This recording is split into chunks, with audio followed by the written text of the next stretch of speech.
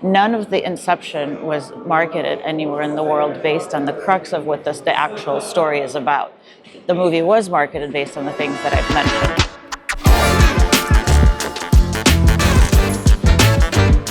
Hello, my name is Marina Kosten. I'm a recovering studio executive. I used to run research at 20th Century Fox internationally.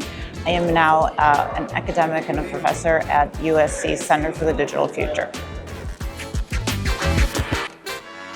My one key piece of information that I like to share with people about data and marketing in the film space is centered around a movie called Inception.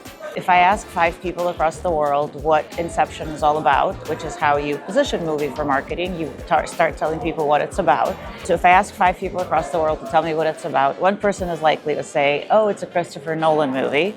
And if they do, I know that person is likely a heavy moviegoer who is interested in the director, which a normal consumer isn't. Another person might say, oh, it's got Leonardo DiCaprio in there. Likely to be a female fan. A general fan, but a female, skewing female more likely. Another person can say, it's got a really interesting story about like that spinner thing.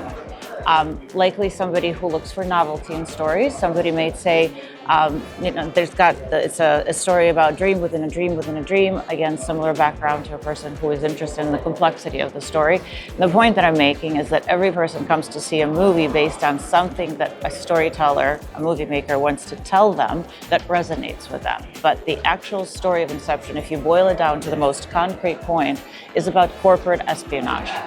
Nobody ever tells you that story because that's not the way that you maximize the appeal of the movie, putting it in the language of your consumers. So my biggest piece of advice is always start with a who.